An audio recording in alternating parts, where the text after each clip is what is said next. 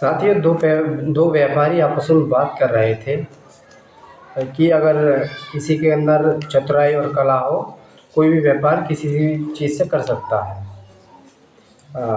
एक सामने एक ढेर पे मरा हुआ चूहा पड़ा था।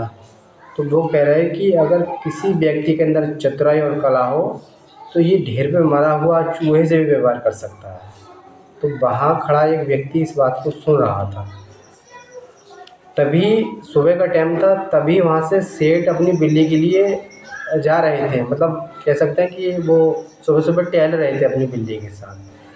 तभी जो तीसरा व्यक्ति दोनों व्यापारियों की बात सुन रहा था, उसने वो चूहा उठाया, एक छड़ी में बाँधा और सेठ के आगे-आगे चल दिया। मतलब उसकी बिल्ली और सेठ दोनों साथ में थे और वो व्यक्ति मरे हुए चूहों को अपनी छड़ी में बाँध के अपने कंधे पे रखकर आगे-आगे चल देता है।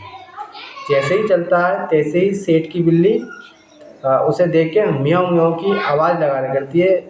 कह सकते हैं कि ज़ोर से चीखने लगती है। क्योंकि बिल्ली को उसकी शिकार जो मिल गई, इसलिए वो चीखने लगती है। थोड़ी दूर बढ़ने के कारण सेठ उस व्यक्ति से कहता है कि अरे भाई, आपके पास ये चूहा है, आप इसे बेचोगे? तो उसने कहा कि बेच दूँगा।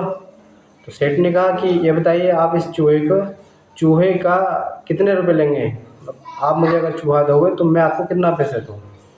तो उस व्यक्ति ने कहा, उसका नाम था शंभू। उसने कहा कि इस चूहे के बदले मैं आपसे 2 आना लूँगा।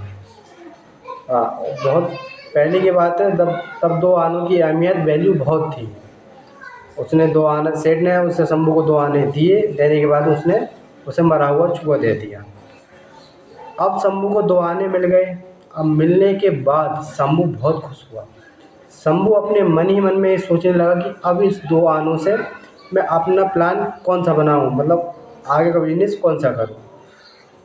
शंभू के दिमाग में आया। शंभू जैसे ही थोड़ी दूर पे चला, तब उसने कुछ लोगों को प्याऊ में पानी पीते हुए देखा। जो पानी पीते हैं, पीने के बाद में जो पानी पिला रहे थे उनको शुक्रिया अदा करते हैं और पैसे भी दे के जाते हैं। तभी शंभू ने क्या करा कि 2 आनों से एक घड़ा लिया और कुछ मिठाई खरीद ली। घड़े में पानी भरा, पानी में मिठाइयाँ डाली और उसने शरबत बना लिया। शरबत बनाने के बाद वह जंगल की ओर चल गया। चलता गया तो उसने एक रास्ते में रखा और रखने के बाद में बैठ गया। राहगीर आए। आने के बाद में पानी पिया। पानी पीने के बाद में शंभू को पानी के बदले पैसे देते गए। खूब उसके पास पैसा हो गया। ऐसे ही ये काम लगातार उसका जारी रहा। उसने लगभग 4-5 दिन, लगभग कह सकते हैं 1-2 हफ्ता लगातार काम किया। उसके पास बहुत सारे पैसे हो गए। एक दिन उसने क्या करा कि उसे पता चला कि एक किसी गाँव का, मतलब कह सकते हैं कि एक राजा उस गाँव का भ्रमण के लिए आ रहा था। उसके पास लगभग 500 घोड़े थे। तभी शंभू ने क्या करा कि शंभू ने जो शरबत पिलाता था, तो उन लोग वहाँ पे कुछ घसेरियाँ थी, उनके लिए वो शरबत पिलाता था और वो उसके बदले घास देती थी। देने के बाद में फिर उसने क्या किया कि शंभू ने उस घसेरियों की सारी घास खरीद ली। सारी घास खरीदने के बाद में बाज़ार में घास ना जाने के कारण राजा के घोड़ों के लिए बहुत ज़्यादा घास की ज़रूरत थी। तो उसे घास मिल नहीं पाई। जब नहीं मिलने पाई तो क्या करा कि वहाँ शंभू का बहुत सारा ढेर था, क्योंकि सारे लोगों की, जो लोग घास काट के लाते थे और लाने के बाद उसे बाज़ार बेचते थे, वो उन्होंने सारे लोगों की घास खुद ही खरीद ली। खरीदने के बाद में उसने सारी अपने पास घास खरीद ली और खरीदने के बाद में जब राजा ने पूछा कि आपके पास बहुत सारी घास है, इस घास को आप बेच क्यों नहीं लेते? तो शंभू ने कहा बेच लेंगे, बेचने को लाए हैं, बेच लेंगे। तो बताइए कितने रुपए लेंगे आप? तो उसने कहा कि 1000 आना।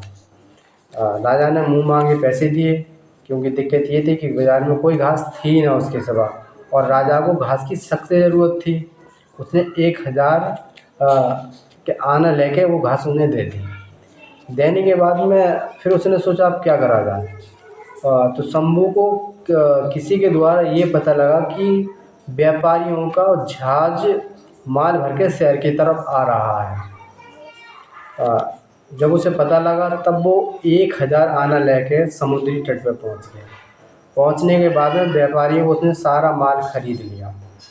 कह सकते हैं 1.5 गुना ज़्यादा पैसा दे के उसने सारा व्यापारियों को माल खरीद लिया।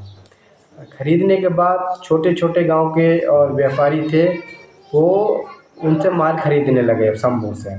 अब शंभू की गली गली और गाँव ये चर्चा होने लगी, कल से इसने बिजनेस चालू करा है और आज ये इतनी ऊंची बुलंदी पे कैसे पहुंच गया। तो कह सकते हैं कि फिर क्या करा कि बहुत ज़्यादा अमीर हो गया। फिर उसने एक चूहा, सोने का चूहा बनवाया और उस चूहे को लेके वो उन दोनों व्यापारी के पास गया था जहाँ से उसने ये बात सुनी थी। वहाँ गया था, उन्हें वो चूहा दिया सोने का। तो उन्होंने कहा कि आप, एक समय था कि जब आप बात कर रहे हैं कि अगर आप आदमी के अंदर चतुराई और चालाकी हो तो वो मरे चूहे से बिजनेस कर सकता है, व्यापार कर सकता है। मैंने ऐसे ही किया और आज से अ, आप मेरे गुरु हो और मैं आपके लिए गुरु दक्षिणा में ये सोने का चूहा देना चाहता हूँ। तो व्यापारी बोले ठीक है, सही है। इस स्टोरी से, इस स्टोरी का मतलब, इस कहानी का तात्पर्य ये है कि व्यक्ति अगर वो ठान ले कि मुझे व्यापार करना है, मुझे अच्छा व्यक्ति बनना है, आदमी बनना है, तो वो किसी भी चीज़ से व्यापार कर सकता है और अच्छा आदमी बन सकता है। दोस्तों, इस कहानी का तात्पर्य यही है कि ईमानदारी से काम करें, पूरी निष्ठा से काम करें। जय हिंद, जय भारत।